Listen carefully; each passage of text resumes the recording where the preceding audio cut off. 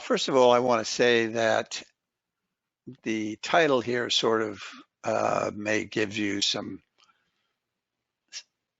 confusion, partly because different people who come to neurofeedback come for specific reasons. And part of the brain trainer approach is to say, yeah, okay, you have a problem with memory. Yeah, okay, you have a problem with attention. Yeah, okay, you have a problem with uh, migraines or sleep or whatever. But what we're really interested in doing is changing the way your brain works. And that's going to have a lot of side effects. So if you came to change your sleep patterns, you might find that you also change your ability to pay attention, maybe your social skills, a variety of other things. We'll definitely talk about some of the issues related to physical function, but that's not going to be the only thing we're going to talk about today. So I'd like to start off with asking sort of a series of questions, because although people in Brain Trainer like to say that I was a pioneer in neurofeedback, I really wasn't. I just made, I've been in the field for 27 years, and so I've probably made more mistakes than most other people, and fortunately I've learned from most of them. And I've done a lot of teaching, which means that I've learned from a lot of people that I was teaching courses to. So I have essentially developed some systems that other people have versions of. But I think what makes Brain Trainer special is the way we look at the brain and the way we look at the things that many of you might have already been diagnosed with, or have children who've been diagnosed, or have the definite impression that you have a disorder or a disease or something. Probably many of the people who are here have done psychotherapy, perhaps have done medications, and all of that is one approach to changing your life. We're going to talk about a very different approach. And so I'm going to say, what if our minds don't control our lives? That sounds kind of silly, because we all know that we have conscious minds and we're always thinking and deciding what we want to do and so forth. But the reality is that if you go back and look at your life, in fact, many of the major decisions that you made in your life or didn't make in your life, when you look at them, you have to say, well, it's just something that I keep doing. I didn't really necessarily want to do that again, because I've already done it before and it didn't work very well, and I swore that I would never do it again, and that I did it. So there is that tendency in our lives to do certain things. Oh, here's a new opportunity in my life, and the first thing that I start doing is thinking all the bad things that could happen and all the ways that I might not succeed, and so forth. So our conscious mind doesn't choose to be anxious. Our conscious mind doesn't choose to say, I think I'll have another migraine today because it was so much fun yesterday when I had one. Our conscious mind really doesn't run the show as much as it would like us to believe that. Our mind is essentially just our awareness of our brains. It's our brains which perceive the world around us. It's our brains which make decisions in many cases. It's our brains which choose what actions we're going to take and then organize those actions so that we stumble over the bed that's been in the same place for the last 10 years about 3 times a week. Those are brain issues. We experience them in our mind, but our mind doesn't control them. And what if, here's a big one, if our problems aren't caused by mental disorders? Now, if you have schizophrenia, if you have had a serious head injury and killed a large area of your brain, if you have seizures and things like that, those are disorders, but they aren't necessarily mental disorders. They're more often disorders of the brain because the brain's been damaged, or this set of habits that it has established are not very functional. And in fact, we talk about that term, habits instead of disorders, I believe that that is a very valuable way to look at the things that we want to change in our lives. You could say, I'm anxious, I have an anxiety disorder. Or you could say, I'm anxious, but that's just a habit that my brain has developed. Whenever I see something new, whenever I see something that I don't really feel comfortable with, the habit is that I begin to think about all the potential negatives that could be there. Habits and disorders have a bunch of things in common. We don't choose either one of them. We don't necessarily know even how we got them, where they came from. But one of the downsides of a disorder is if you got it, you can't do anything about it. You're powerless. In fact, that's one of the reasons some people like to be diagnosed, because they say, oh, thank goodness, it's not my fault. But the downside is that you have to find somebody, you have to go to that person. If they say, take this drug, you take that drug. If they say, come and see me 2 times a week for, an hour of therapy, then you do that. And you basically are in a position where you do what you're told to do. And maybe it works and maybe it doesn't, or maybe it's something that you have to keep doing, like medication management, for years and years, if not the rest of your life. The benefit of habits is, although they're a pain, we do know that it's possible to change a habit. And in fact, the only person that can change my habits is me. So the potential is that instead of being powerless, I could actually have power in my own life. And if I can change that habit, what a boost for my self-esteem. I'm not anxious anymore, and it's not because of anything anybody did to me or gave to me. It's because of something that I did that changed the habit patterns in my brain. The third thing, we can change energy habits in our brains. Brain is part of your body. And like any other part of your body, you can make changes. How? By training. So if you, for example, are in terrible shape, and whenever you have to go out and play with the kids or the grandkids or the people in the neighborhood or whatever, you run out of energy very quickly. They're still running around the field. You're bent over with your hands on your knees trying to catch your breath. That's not a permanent thing. We don't call it a disorder or a disease. We just say you're out of shape. You need to change your body's condition, your aerobic ability to produce energy in a consistent way and produce it over a longer period of time. When you have difficulty paying attention in a classroom because you keep drifting off, or in a meeting because you keep going off inside your head, and when you leave, you have to ask somebody else, what did we decide? Did I get assigned anything that I have to do? Because you weren't really there on and off. That's actually your brain out of shape. In order for you to pay attention outside of yourself, especially to things that are being processed with language, you have to be able to produce faster brain activity. That requires more activation of your brain, just like playing soccer requires more activation of your body than it does to sit on the couch and watch a football game. So if we can change the brain's ability to produce activity, if we can do aerobic exercise for the brain, which is somewhat different from doing it for the heart and lungs, but not tremendously, then our brains begin to change their ability to stay focused, to process language, and to get things done, to start when we're supposed to start, to finish before the absolute deadline, and all of those kinds of things. And the cool thing about it is that just like if you change your body's condition and you keep using your body, not go back in and sit on the couch for 6 hours a day, what happens? You don't have to keep doing special exercises to have that change be lasting. It's lasting because you use it. So you're constantly exercising. And the same is true with your brain.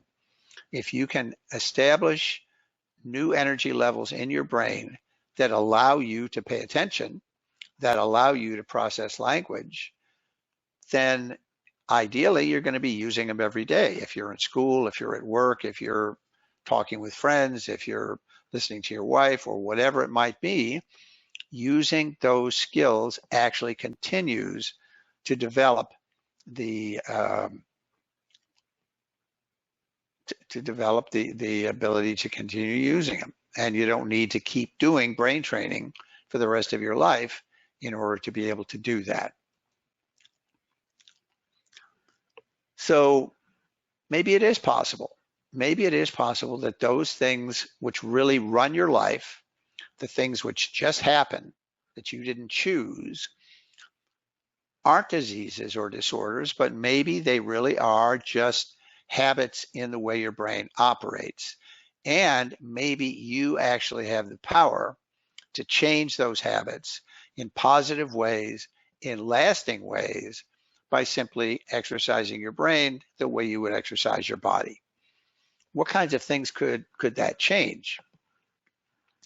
What does the brain control? Well, let's look at a few things here. If I ask you to write down right now on a piece of paper things that the brain controls, you probably would come up with some of these, most likely.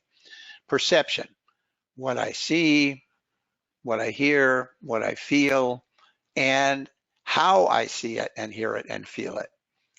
Am I really sensitive to emotional, to perceptual issues, or am I able to block them out, screen them, and so forth when I don't want to pay attention to them? That's all controlled by your brain. The back of your brain is all about processing information from the outside world. Cognition, thinking, remembering, learning, organizing, recalling, all of those things which we consider to be things that our mind does are actually things that our brain does. And we do those by forming habitual patterns in the brain and being able to use the brain at different speeds, to use with more energy or less energy. Creativity is a lower energy task than organizing something and planning it. Ideally, you'd like to be able to do both. Think of the great new idea and then organize so that you can actually get it done. That's from your brain. Mood, very important. How I feel emotionally, whether I generally see the world as the glass is half full, or I generally see it as the glass is half empty, and by the way, it's got a crack in it. So that positive, negative way of seeing the universe is very much controlled by our brain. Our emotions, are we happy? Are we sad? Are we flat? Hardly any emotional response? Are we extremely active and have a lot of emotional responses? And how stable are our moods? Do we go into the whole thing of being very depressed and then being manic, or being very anxious, or being angry, exploding into anger very quickly? Those are all things related to mood, which are all controlled in your brain. We feel them, we experience them in our mind, but the brain is where they're produced.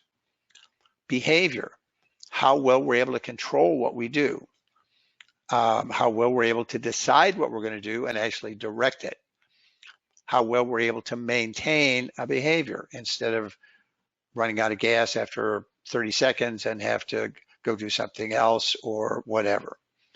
And social behavior, how do we read the signals from other people, and how do we judge what they're actually telling us with those behaviors, and how do we respond with our own behaviors so that other people can understand what we feel and want. And performance, whenever you're in a situation where you're supposed to be doing something and it's going to be possible for other people or even you yourself to judge, I succeeded or I failed, I did great or I did poorly, those are performance situations.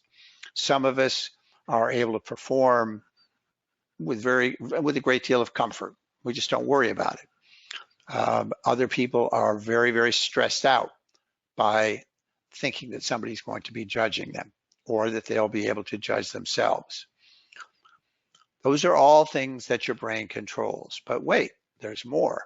like those TV commercials. What else does the brain control? Well, one thing that's very important in what we're talking about today is it controls our autonomic nervous system.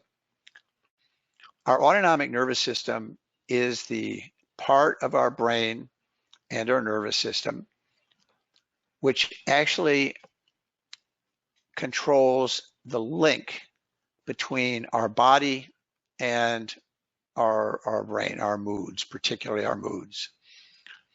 There are two different branches of the autonomic nervous system. One is called sympathetic, the other is called parasympathetic. And the sympathetic mode is the emergency response mode. I'm in a situation where a dog just ran out in front of my car, or I heard a loud noise in the house that wasn't supposed to be there, or my boss is yelling at me, or whatever it might be. Sympathetic mode says, this is a dangerous situation. There is a threat here. I need to deal with this threat. Or it can be a tremendous opportunity. If you're walking down a sidewalk and you're single and you suddenly come upon a person of the opposite sex who just makes your head spin, there's something about that person that attracts you incredibly. That's an opportunity. Your brain experiences this as, if this person walks by me and I don't say anything or do anything, I may never see him or her again. I've got to do something. So that will kick you into sympathetic mode. Either of those situations are situations that we call stressful because they're situations where we can't control exactly what we want to have happen, but we really want to be able to control it. We really have an outcome that we desire. So sympathetic mode is called the fight or flight. It's produced by the amygdala, which is one of the structures in the brain. Whenever the amygdala experiences that there is a great threat or a great opportunity in front of us, it turns on the sympathetic nervous system, and we go into fight or flight mode. We're ready to do whatever we have to do to deal with that situation. Okay, then there is the parasympathetic mode. We said this is called fight or flight. The parasympathetic mode deals with the physiological function of our bodies. Just what we're talking about today. The parasympathetic mode is called rest and digest, or feed and breed. People come up with these clever ways of remembering. So parasympathetic controls sleep. It controls my digestion. It controls my heart rate, my breathing rate. It also controls my elimination. Am I constipated? Do I have diarrhea? My sexual response. How much am I sweating? My blood pressure. Everything that happens in your body. Is your pupil dilating when it's supposed to? Your hands and feet are cold. Tons of things. So ordinarily, we want to be in parasympathetic mode. Parasympathetic mode is the maintenance function in our bodies, so that all the various different parts of the parasympathetic nervous system, there are 8 or 9 different ganglia that control different elements, those are responsible for how well our body gets taken care of. Do we get food? Do we process the food appropriately? Do we get rid of our waste products? Do we get oxygen? Does our heart move the blood around appropriately? Are we able to function physically? This maintenance function, I like to think of this as being a company, let's say, a business.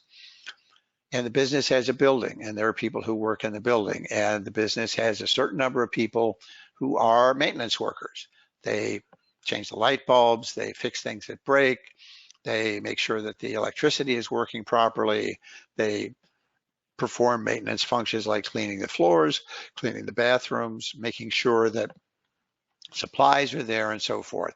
That's parasympathetic, that's maintenance. Then it also has some security guards. The security guards are responsible for making sure that nobody comes into the building that shouldn't come in, that nobody goes and steals cars in the parking lot, that there's a system for finding fires if they occur and letting people know about them and putting them out, all of those kinds of things. In an effective company, you're going to have maybe 2 or 3 security guards at any given point in time, depending on the size of your plant. You should probably have maybe 6 or 8 or 10 people who are cleaning it, fixing it, making sure that you have everything that you need. And the parasympathetic nervous system, for most of us, should be exactly the thing which takes care of our body and should be the primary function of the parasympathetic nervous system. Most of us aren't in a war zone. Most of us are not in a situation where we're being threatened and our lives are being threatened, or it feels like they're being threatened on an ongoing basis. So from time to time, we get a fire alarm going off and we have to shift into sympathetic mode, and then we see that there's not really a fire, or we put it out, and then we can shift back into parasympathetic. So the amygdala turns on the fight or flight.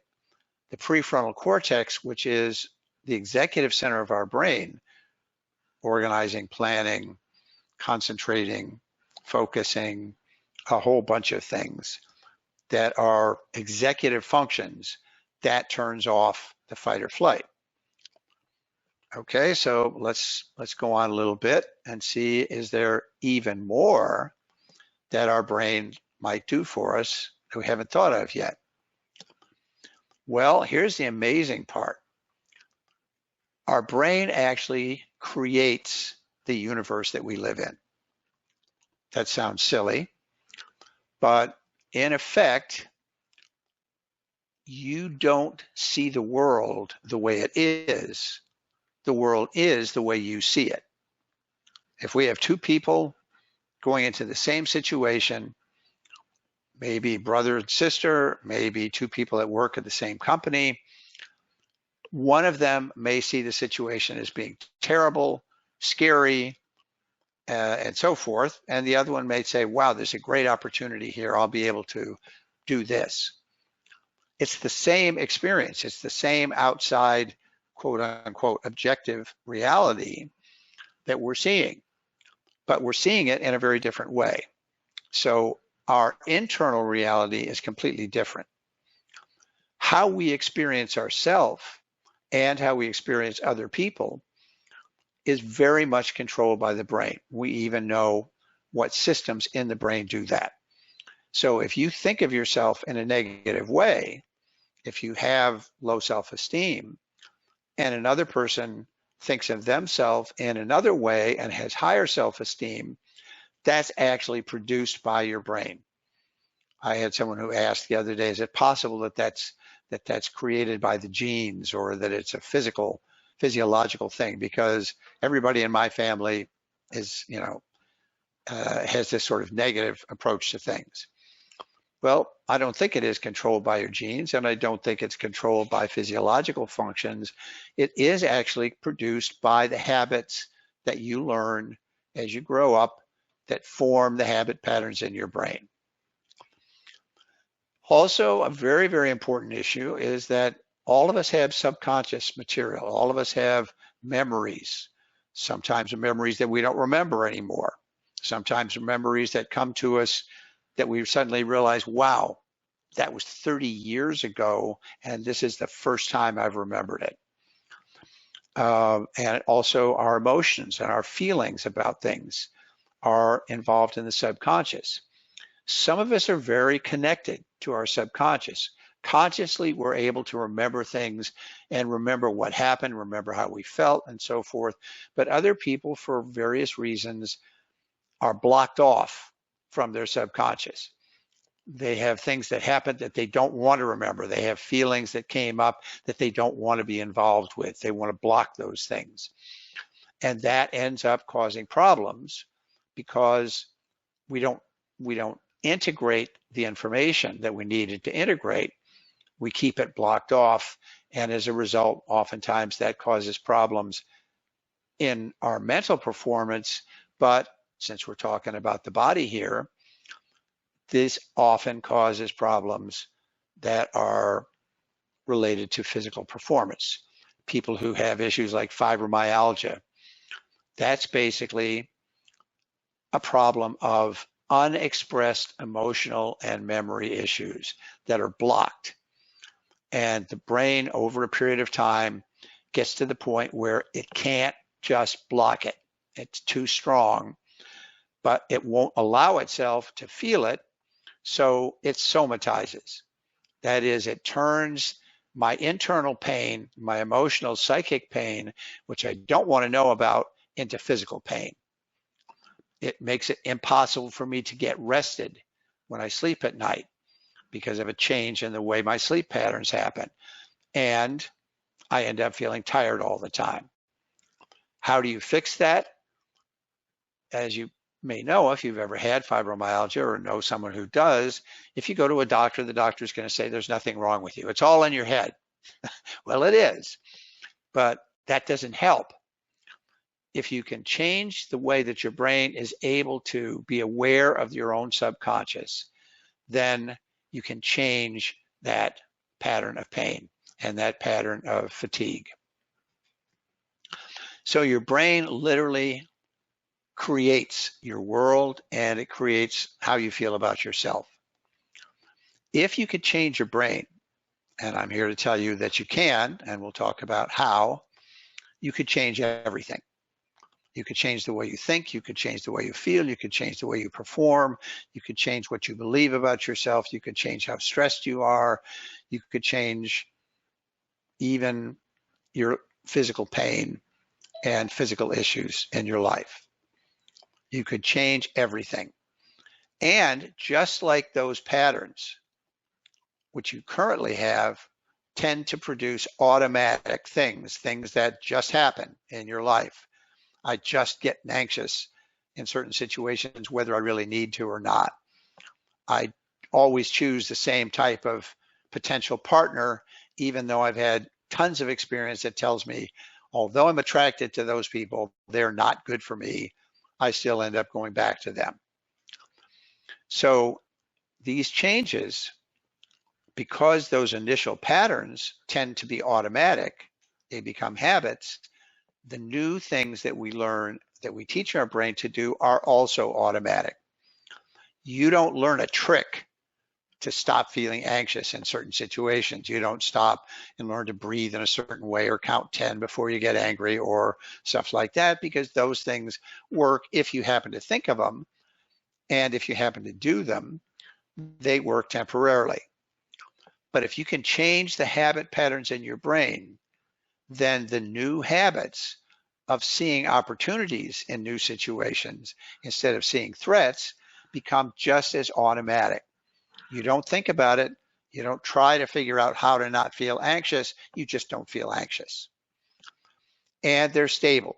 They're habits, just as stable as the old ones were. If you're anxious now, you probably were anxious 5 years ago, 10 years ago, maybe your entire life.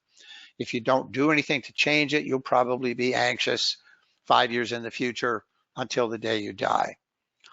But if you make a change in the patterns, in the habits in your brain, those changes will be stable. Why would your brain say, well, I was anxious for a long, long time, and now I've learned a way of operating where I don't get anxious anymore, but gee, I think I'll go back to being anxious because it was so enjoyable for me. Probably not going to happen. So that's why to train the brain, you could change everything. We know that the brain is a part of the body. Yeah, because we've been taught to think of the mind, and we actually have people who spend hours and years and a lifetime thinking about the mind-body problem.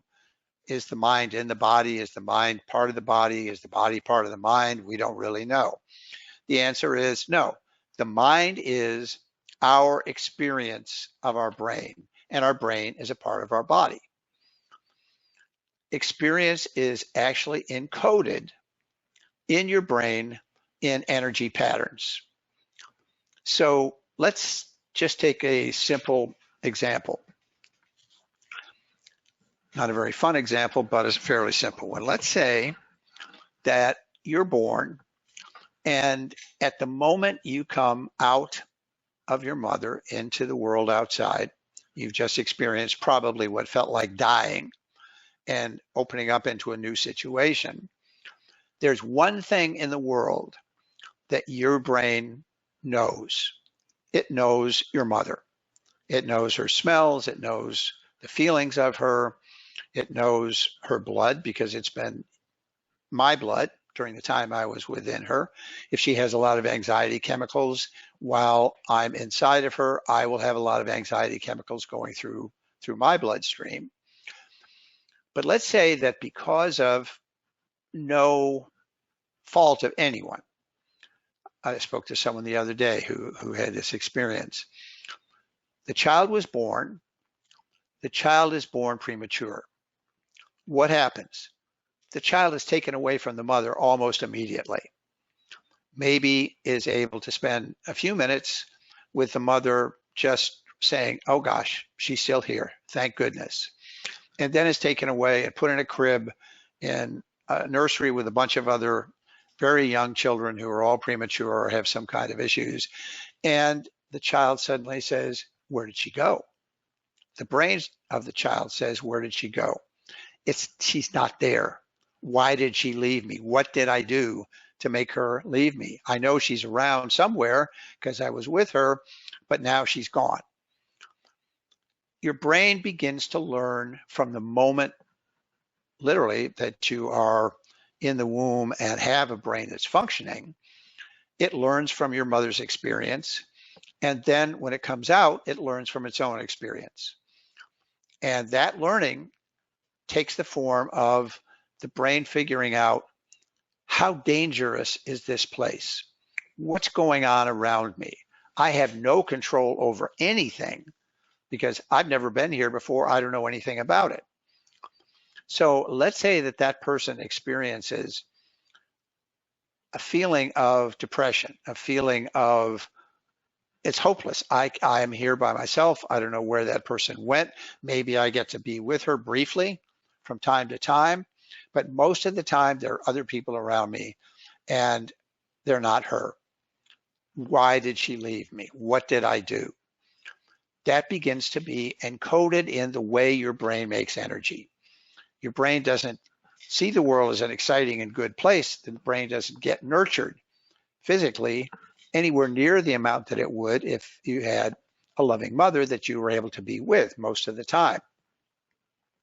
So the brain begins to establish an expectation that it has done something wrong and that it can't count on somebody to help it. It feels neglected. Even after 8 or 10 days, which is how long it took for this particular child that I'm talking about to be able to get back and be with his mother, the brain had already learned, don't count on this. You might do something again, she might leave again. And, so just, that's good. It's good that she's here. Take as much advantage of it as you can now. But your expectations that are built into the way your brain sees the world are already set. And they may be set by having a lot of very fast activity because you're always watching out for danger. Or it may be set by, excuse me.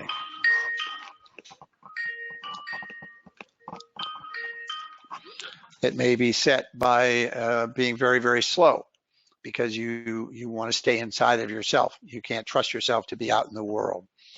That pattern is established, and just like any other habit, it will be stable over time. And just like any other habit, it can be changed. How do you change a brain habit? The same way you do with other parts of your body.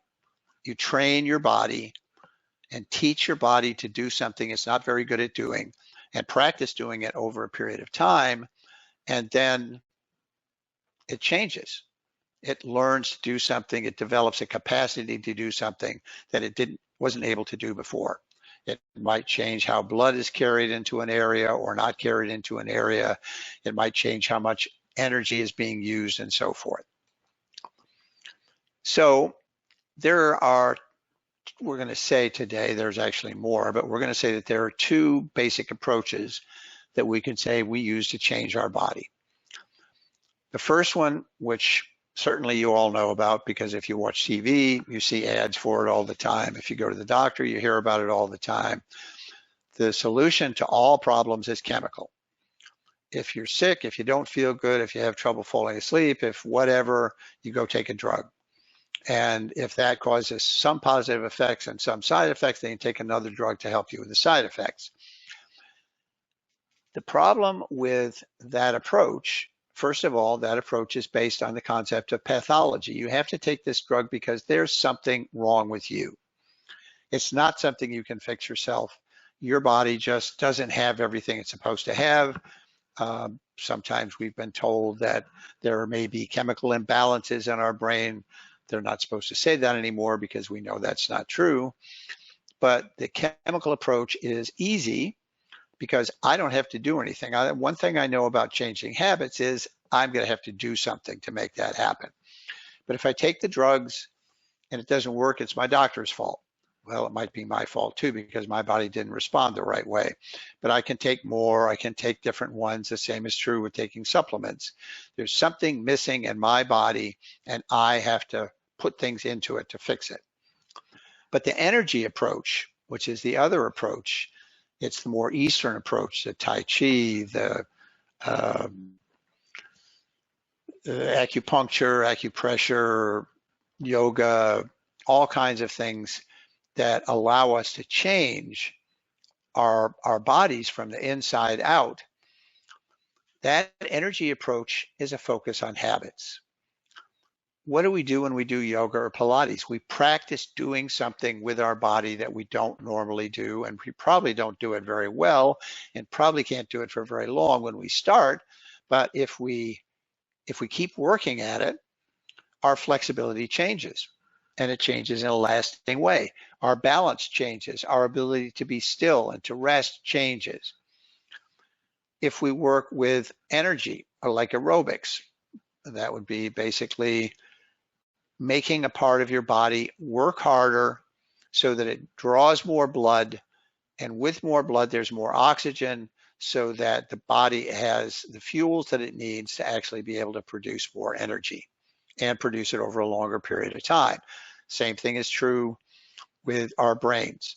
If we can teach our brains to increase the ability to process blood supply, especially in the prefrontal cortex, which is the executive center, which is where we control everything else in our brains, that type of aerobics causes the brain to be able to do things that it didn't used to be able to do, and to do them for longer and to do them more easily. Strength training is another kind of training that we do where we use weights, where we use resistance. We try to build muscle mass. So those are two things that we know that are ways that we could work in changing our body, and of course then we could change our brains that way. As I said before, the chemical approach is pathology based, so it's invasive. We don't actually use what's in our bodies, we put something in, we do something to the body. So we don't trust that the body is able to take care of itself without some help. But it's real easy because I don't have to actually do anything except remember to take the pills or whatever. Problem is that the results are temporary. If I forget to take my dosage of something or other, I'm gonna pay a price. If I try to get off of those drugs, I'm gonna pay a serious price. Anybody that's ever tried to get off of psychoactive medications knows that it's a very, very difficult and unpleasant experience. Also, because we're putting things into the body that aren't actually from the body, we may cause the effects that we're trying to cause, but will frequently cause other effects that we didn't want. Side effects, things that happen because I'm taking this medication. And then the other issue is that it's very costly because you have to keep buying stuff and keep using it every day, every month, every year, over a long period of time. It may also be costly in terms of the longer term effects on your body. So the energy approach is non-invasive. We're not doing anything. We're just telling the body, do more of this. Do this thing that you already know how to do, but keep doing it in this way so that you get better at doing it automatically. And therefore, we don't have negative side effects. As I mentioned before, when you train your brain, what often happens is you get positive side effects, things that you didn't even think about changing that all of a sudden begin to change. Yeah, you wanted to be able to pay attention better at work. Now you're finding that your relationship with your wife is better because you actually listen to her when she talks to you instead of doing 5 other things. And the issue with the energy effects is basically they're very cost effective. They're things that you do. They aren't things you have to buy. They aren't things you have to take. And they can be adjusted.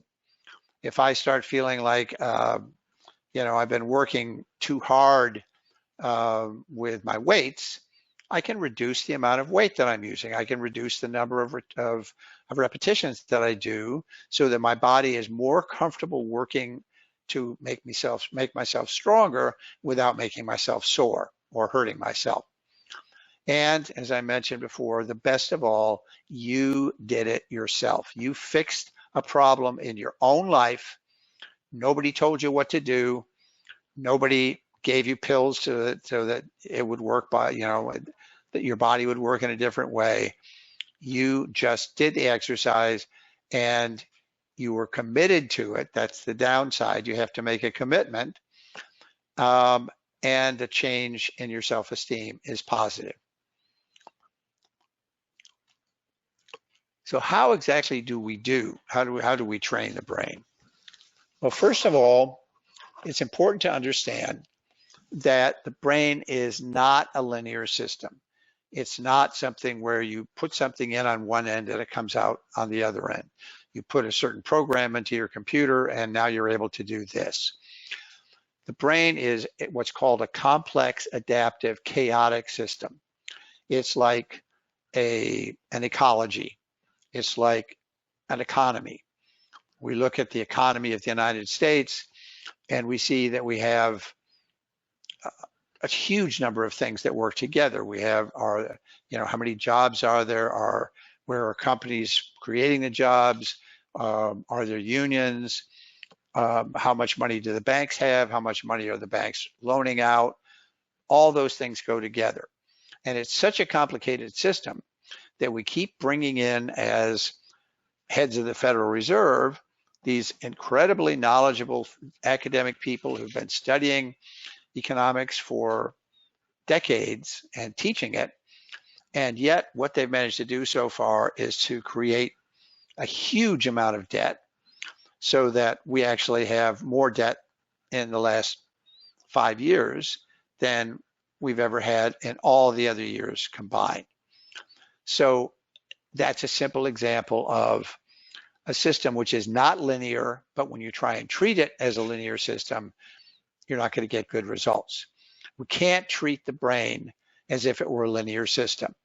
So some people think when they start training the brain, oh, there are graphs. I'll be able to see graphs. I'll be able to see maps of how my brain is working. And you will. But as far as believing that if I'm training to change this, that is necessarily going to train in terms of what I'm training to make more fast activity in this area. Maybe I'll make more fast activity in that area, maybe I won't. But what the goal is not to make more fast activity in a particular area of your brain, but to be able to pay attention better. So practicing to make the more fast activity may change things that we don't even know about, we haven't even measured, that result in you being able to pay attention for longer periods of time in more complicated situations and get things done. So complex adaptive systems have one very important thing about them. That is, I would say that all complex adaptive systems are perfectly normal. There's no such thing as an abnormal complex adaptive system. So there's no such thing as an abnormal brain. Complex adaptive systems are idiosyncratic. They are reactions to where we started, our initial condition, what my brain looked like, what my experience was inside the womb, all of those things. And they are based on experience. So the child who was removed from his mother for perfectly valid reasons, medical reasons,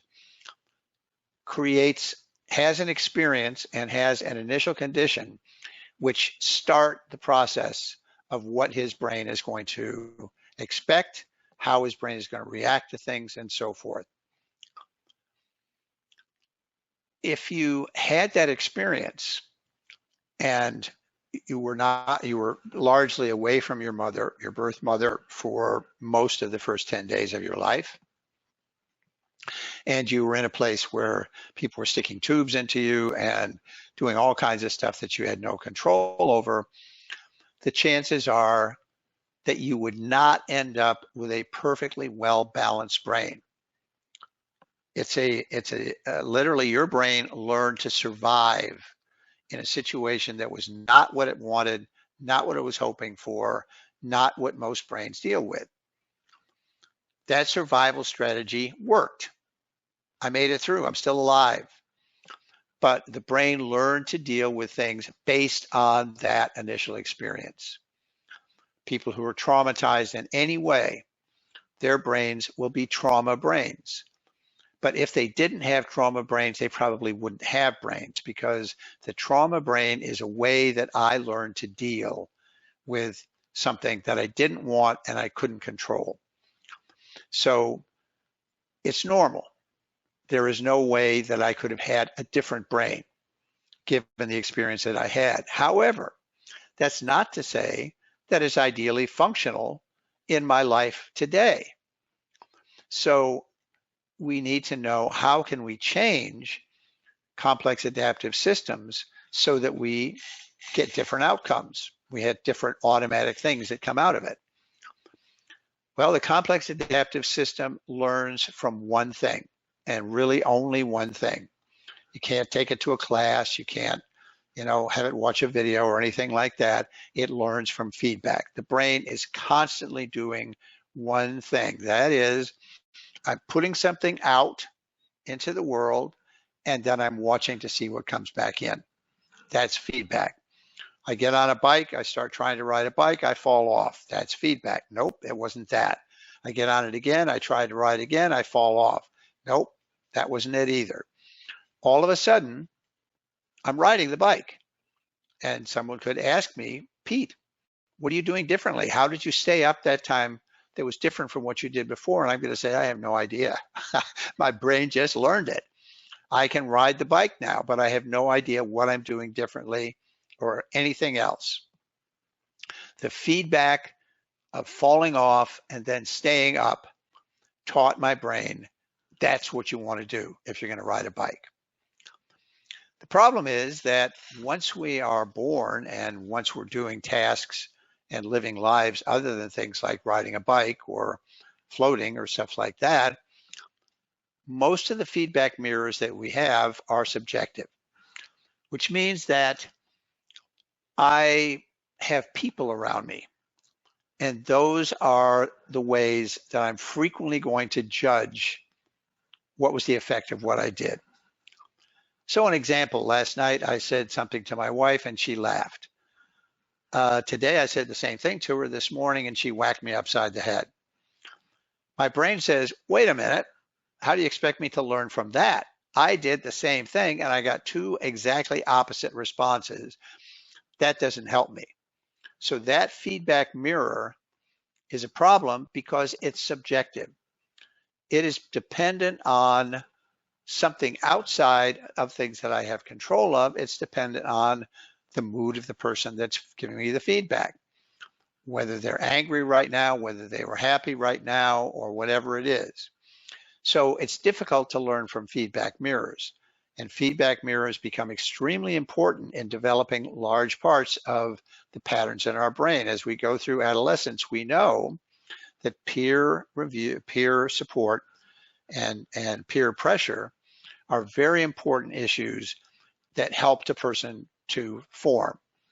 If you have very positive peers or very self-involved peers or peers who don't believe the world is a good place, and you stay around those people, you're going to end up getting the information from those feedback mirrors and their subjective way of looking at things, and it's going to change how your brain works. The second issue is not only the problem with the mirrors, but also complex adaptive systems are self-reinforcing. They see what they expect to see. If you've ever gone to school, for example, with your kid, and you see that people tend to be, interested in being around them, saying hi to them and all that sort of things in the hall, but you talk to your kid afterward and said, wow, it looked like people liked you there at school. If the kid believes that people don't like him, he's going to say, are you kidding? Nobody likes me at that place. They treat me bad, they hate me, they don't want to talk to me, and all that kind of stuff. We see what we expect to see. And so our feedback may not give us the message that it's really trying to give us because we don't actually pay attention to it the way it is actually being done. So in effect, it is all done with mirrors. If we're going to train the body, if we're going to train the brain part of our body, if we're going to try and change it to change those patterns, which it has developed in itself, in its electrical patterns and in its expectations, we have to do it with mirrors. We already know that there are some problems with mirrors. The mirrors may be subjective, and we're going to see what we expect to see in the mirror.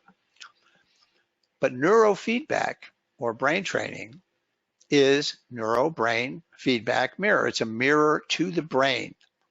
It's not a mirror that my mind has to read, because my mind is affected by subjectivity, and my mind is affected by expectations.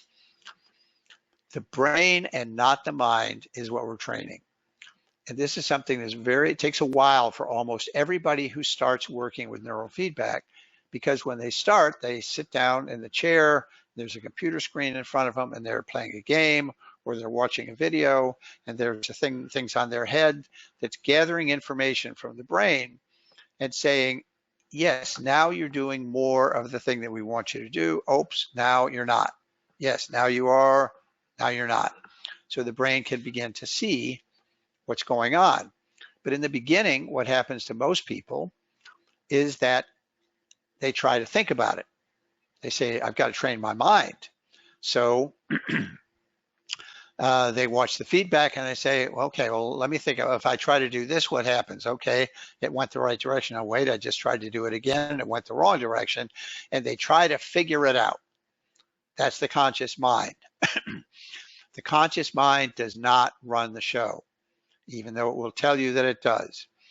So eventually you have to get to the point where you recognize, I just need to pay attention to the feedback, to pay attention to how many points I'm getting without worrying about, is it more than last time? Is it less than last time? Pay attention. And as I pay attention and keep my conscious mind out of the way, keep it from jumping between my brain and the mirror and getting in the way of the feedback, then the brain begins to say, oh, every time I make more of this activity in this area, I notice that the picture is clear. But when I make less of it and I make more of this activity in this other area, then I notice that the picture starts to get darker. The volume goes down. So let me try that again. Yep, more over here, picture clear, more over here, picture dark. My mind doesn't know that that's going on. My mind isn't paying attention to or controlling the speed of activity in my brain. It has no way of knowing it, but my brain does. And so the brain begins to do the thing that gets it better feedback, stays up on the bicycle. So that's very important. We're training the brain, not the mind. We also need to change the other mirrors. It's not absolutely critical, but it certainly makes a much more effective training and makes our lives much better. So we have a support system. Almost all of us do. people that we live with, family members, friends, guys that we know at work, whatever it is. And that support system gives us feedback. If I happen to, let's say, feel pretty good about myself and think that I'm a fairly good person, but then I get into a relationship with someone who is very negative and who's constantly saying that I'm not a good person, that I'm lazy, that I'm stingy, that whatever, that support system is going to be sending me information from the mirror that's different from what I believe inside my head. So if I can find other mirrors that reflect what I think about myself, people at work or whatever, then I can sort of deal with the negative support system, with the negative mirror that I've got in this one relationship. But if you're a kid and you're trying to learn how to pay attention better and not be a screw up all the time and not have people yelling at you all the time, but your mom only pays attention to the things that you do that are wrong, even if other people, even if your teacher is saying, wow, what are you doing? I noticed that you're so much better able to get your work done. You're not causing problems in school. You seem to have more friends and so forth. That's good. Maybe your trainer is telling you that. Maybe some of your friends are mirroring that. But if the main person in your life when you're 6, 7, 8, 9 years old is telling you negative, that's going to really cause a problem, and it's going to make it harder for you, for your brain to keep changing in the direction you want.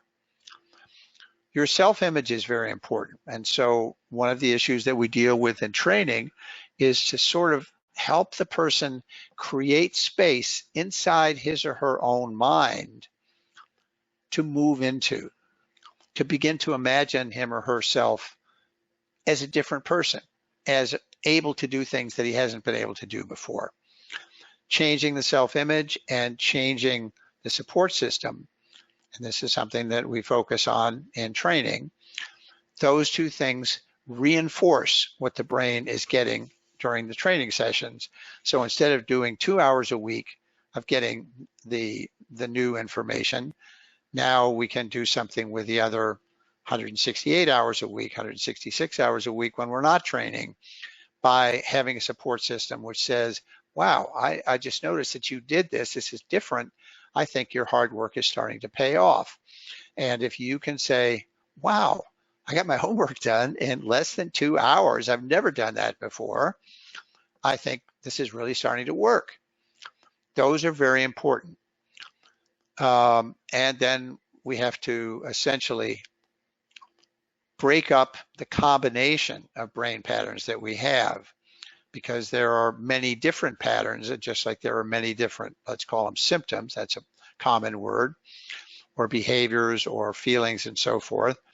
So if we just try to change one, then we're sort of trying to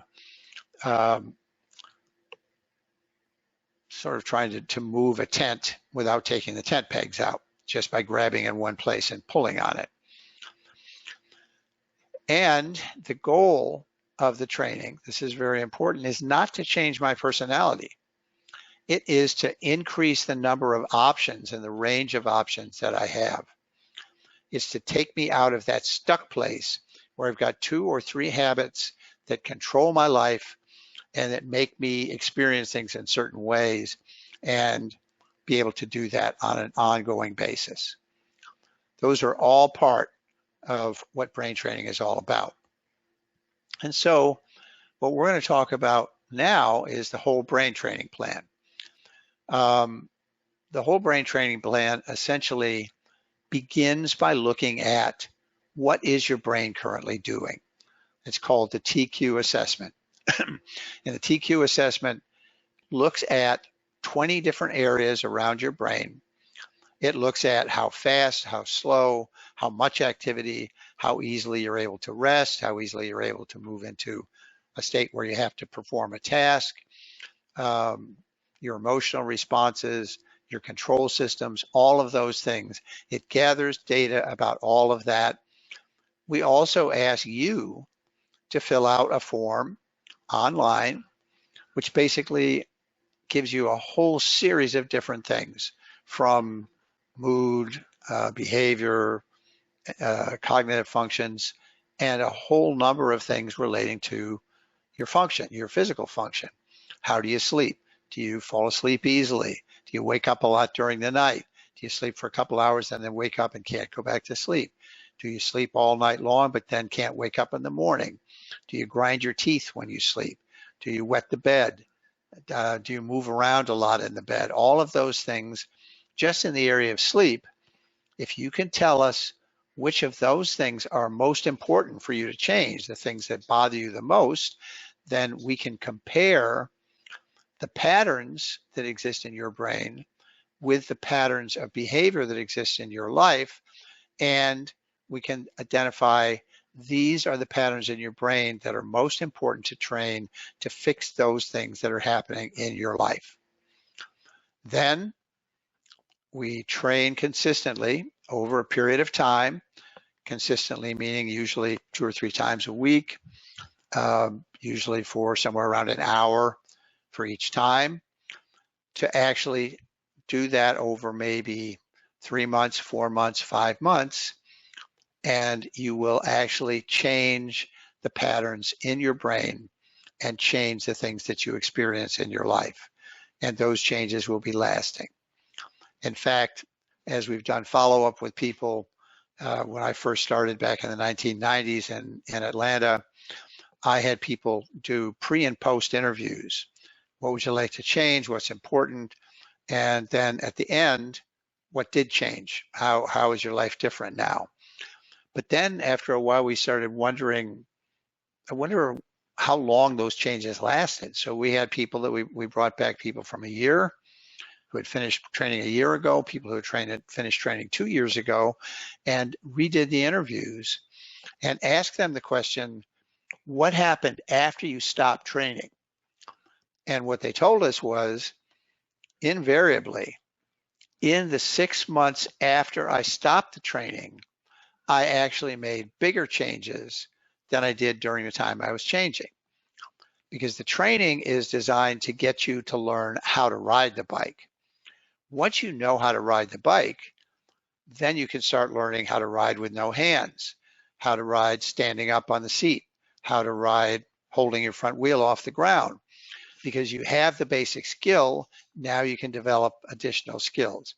And the same thing tends to be true when you can't pay attention for more than 30 seconds to something. Learning how to pay attention for a minute and a half or 2 minutes is a big change. And it allows you to practice that more often, because after that 2 minutes, when you drift off, your brain more quickly says, whoops, whoops, whoops, come on, back. And so you keep getting stronger and stronger, and you pay attention for longer periods of time. So that's how the whole brain training plan works. And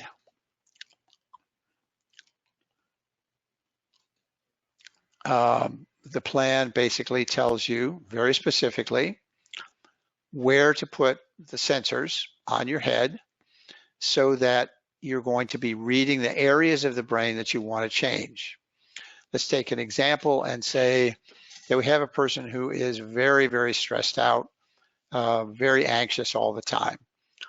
One of the places that we're likely to see patterns is that in the temporal lobes, the sides of your head, around the front and top of your ears, there are sites that are close to the amygdala. Remember, I mentioned the amygdala in the beginning as being the thing that turns on your autonomic nervous system.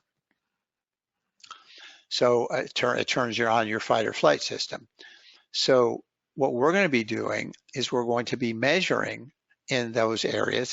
Those are 2 of the areas, actually 4 or 5 of the areas, where we're going to be looking at what your brain's patterns are.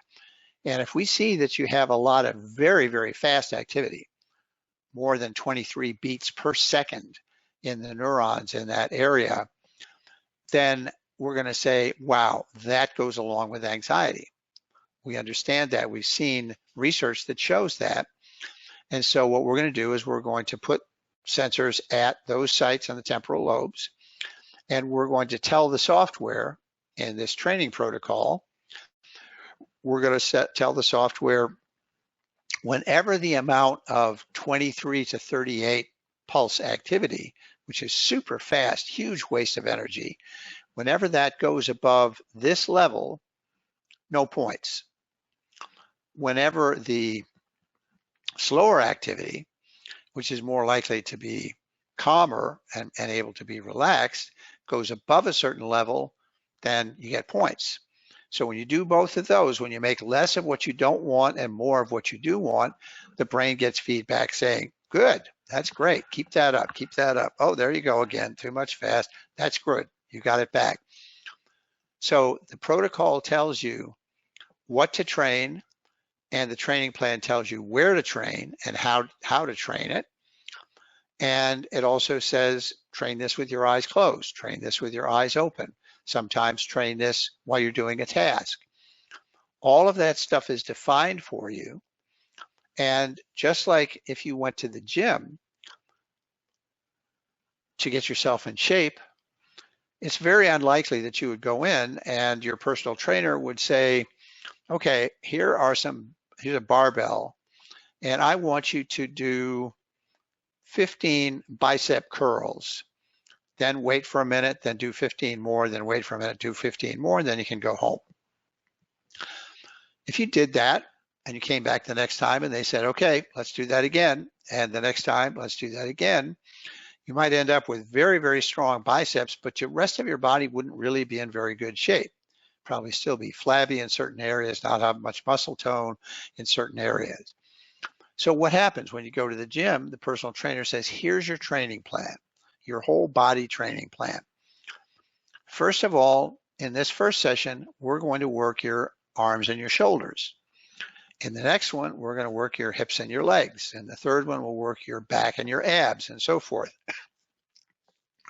So you're doing different things with different parts of your body in each session, and you go through, let's say 5, which is how many there are in a whole brain training plan, training all these different areas based on what your brain needs to change in order to move you towards your goals. And then you're going to start over again. When you finish the first 5, you start with number 1, do 2, 3, 4, and 5 again. So you're practicing moving all of those things. But also, if you were doing the body exercise and you're doing your arms and your shoulders, you're not just going to do one exercise. You might do bicep curls, you might do forearm curls, you might do something for your shoulders or for your triceps, different exercises for the same area of your body. And there are probably different patterns in the area, in each one of those 5 areas that we're going to be training, that your brain in its customized plan says, here's a pattern that you need to change. Here's another one that you need to change. Here's another one that you need to change. So you might do 3 different exercises in that session and then come back the next time, do the other session with other areas of the brain and do 3 different exercises in those. So it's very much like doing training for your body, except that your trainer is sort of a personal trainer for your brain. That's the difference. Okay, so we're working multiple areas in a circuit. We do more than one exercise in each one. And just as there are different kinds of physical exercise, things that help us with balance and centering and stillness, things that help us to increase our maintenance of energy levels and get into higher energy levels, and our resistance for strength and stamina. And if you work at the gym, they probably will have you do some aerobics in this every session and do some resistance training in every session, and maybe have you come and take a couple of yoga classes every week too. Same thing is true. The different types of training that we can do with the brain that are more like yoga, Pilates, or Tai Chi, more like aerobics, or more like strength training. So you're going to be doing a lot of different kinds of things and trying to change the whole way that your brain is accustomed to working, change its habit patterns. There is also a type of training that's called HEG, hemoencephalography. Hemoencephalography is like EEG, where we're training the electrical activity in the brain, looking, is it too fast? Is it too slow? Is it stuck in one particular frequency? But there's an area called the prefrontal cortex, which is the area behind the forehead. That's the brain's executive center. I mentioned that earlier. It's the primary control center for your brain. It handles attention, concentration. It handles the ability to screen out background noise so you can stay focused even if other things are happening around you. It allows you to control your behaviors. It controls your speech, control your emotional impulses. It allows you to perform executive functions like organizing, planning, prioritizing, figuring out what might happen if I do this and what might happen if I do that.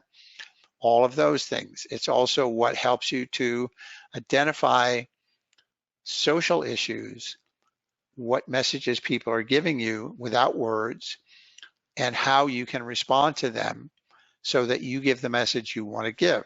That's also handled by the prefrontal cortex. And the prefrontal cortex is involved with regulating your emotions and maintaining a level of stability so you're not constantly jumping all over Robin Hood's barn emotionally.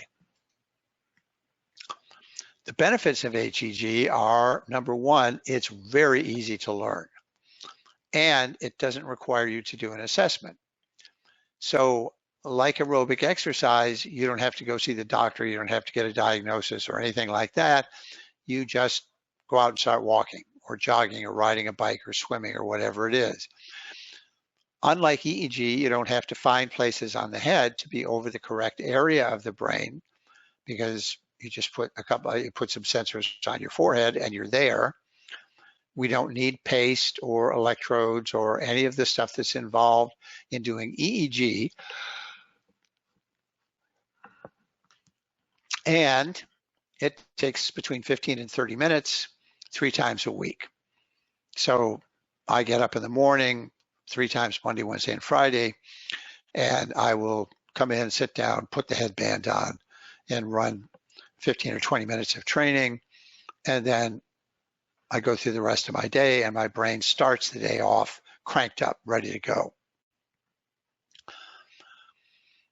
The benefit of it in terms of how it works is that we can change the electrical activity in the brain without measuring the electrical activity in the prefrontal cortex.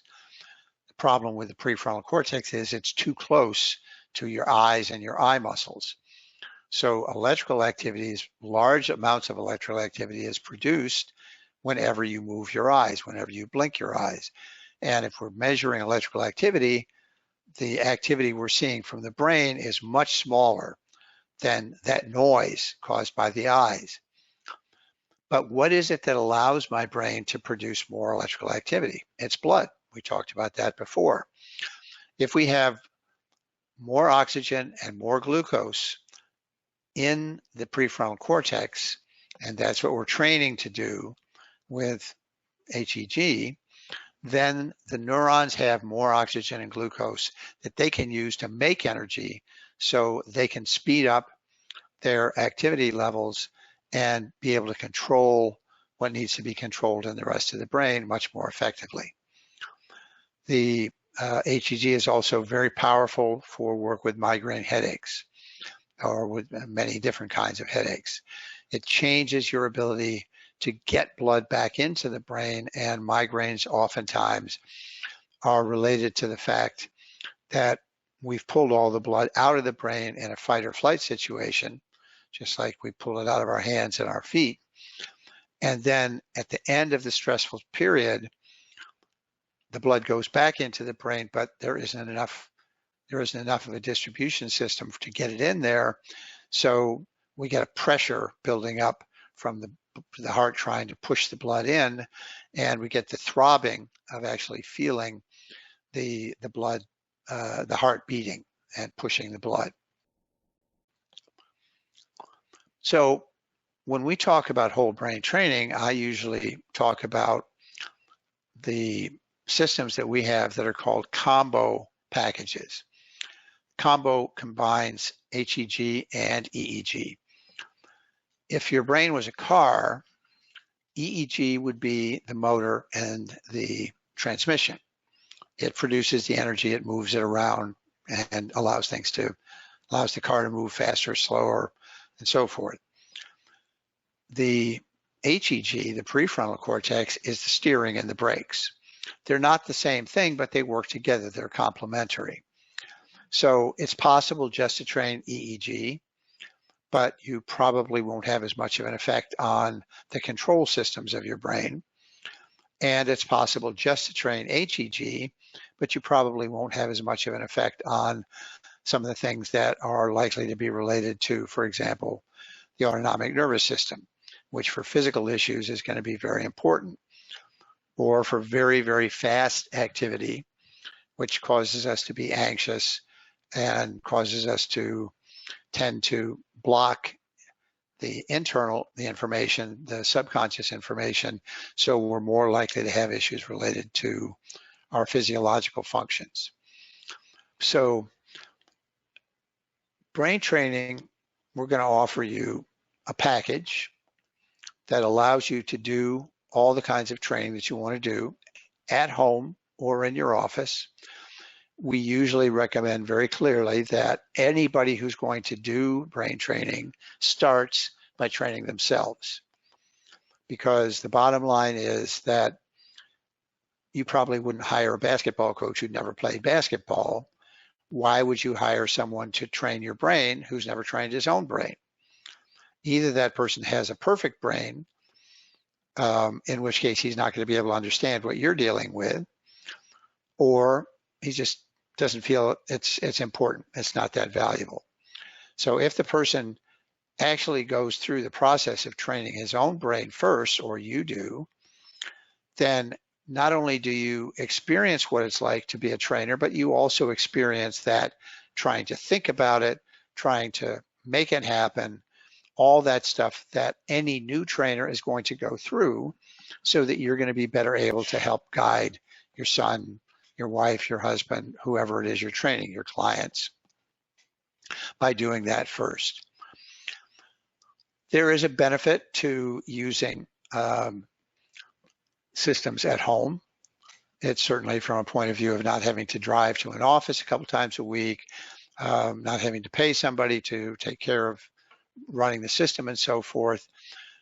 Being able to work with multiple people in the same family, those are real positive. Those are real benefits. There are real benefits to going to a trainer. First of all, if you've ever tried to work with your own family using some technique, even something that you're very good at, you've experienced the fact that it's harder to work with your own family than it is to work with other people, because you've already got a relationship with them. Also, the personal trainer, the trainer that you go see, is going to have a lot more experience doing it than you do. So they may know some tricks that you aren't going to be able to figure out right away, and they're going to usually bring other techniques. They may be coaches, they may be therapists, they may be counselors, they may be teachers, tutors. Each of those is going to bring another skill to the process that can increase the effectiveness of it. So this is a choice that people have to make for themselves. In many cases, it's choices based on logistics. There just isn't anybody anywhere near me that I'm interested in going to see, or the cost of buying a system is going to be much lower than the cost of taking my 3 ADHD kids to a trainer and having that person do all the training. But there are both options. And from the point of view of your being a professional, being a therapist, being a coach, being a counselor, educator, or whatever the field is, you probably have experienced that there are certain kinds of things that you're trying to deal with your clients that your technique doesn't help with. Psychotherapy doesn't really help people pay attention better in class. It doesn't really help them screen noise more effectively or screen impulses to act more effectively. You can work with things like anxiety and depression and trauma, but it's a very, very long process. And in many cases, it's very hard to really get to the core of what the issue is. Whereas if you have the power tool, if you have brain training in your system, you're going to be able to work with those things that you can't work with now and get faster results in a broader range of issues. So as we teach you to become a brain trainer, and that's our real major focus, we sell the packages because we can sell them much less expensively, make them more practical, and make them things that you'll be able to use more easily. But our main goal is to create trainers, whether they're lay trainers that are going to be working with their families and themselves, or whether they're pros that are going to be working with their clients. There are two keys to it. First of all, we believe that you learn how to do something like brain training, just like you learn how to ride a bike. You learn by doing it. If you read a book about riding a bike, it's not going to help. If you take a course, a class on riding a bike that doesn't involve actually getting on one and pedaling, it's not going to help much. If you get on the bike and fall off a few times, pretty soon you'll be riding it. And if you start doing brain training, especially with yourself first, and you begin to get comfortable with using the software, putting on the electrodes and all that stuff, and you start to experience the results that you get by doing it and what you did that got you through the blocks, you're going to become a better trainer faster. So our approach is we want you to learn what to do, where to do it, and how to do it.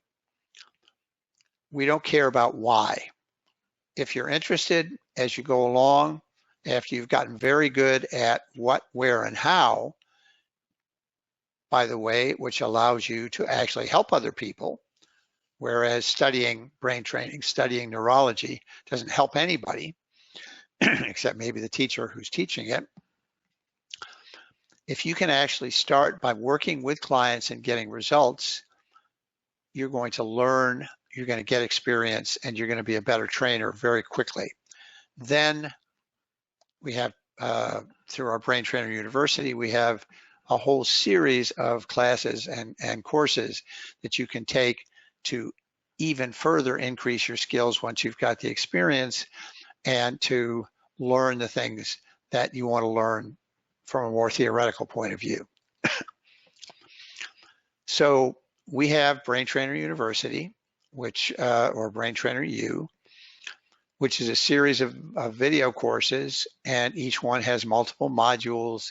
There's a foundation course, which you would take if you were getting ready to start training, and that will support your learning to do what you're learning to do.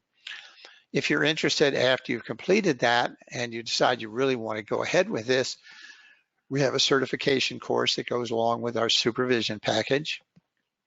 And then we have advanced courses and individual workshops that you can use for continuing education or to become even stronger at processing the assessments or whatever.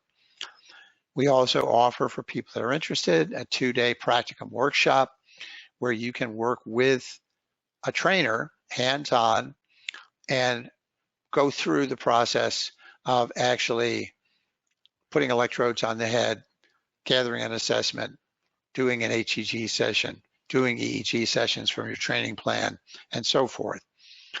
And in most cases, it's possible for you to have 2 people participate in that for the price of 1. Then we also have the online mentoring, which is a part of the foundation course, and supervision, which is a part of the certification course. So it's modular. You can go as far as you want to. You can do the first level and stop. You can actually start with our introductory course, which you don't even pay for. You can go and start taking those classes and learn more about brain training and about brain trainer and about the brain and so forth before you decide, yes, I'm going to want to do this, in which case you will go ahead and start getting your hardware and software package and start your training, your mentoring. So the first thing we're going to teach you to do is the basics. How do you get the electrodes, the sensors on the head so that you're actually reading appropriately, recognizing that you're getting a good signal so that what you're training is actually the brain and not, somebody's router upstairs, and a little bit of the theory and the philosophy of target setting. Then you're going to be doing supervised practice with clients, starting with yourself. And after you finish that and you get some experience, then you can move into the learning about why.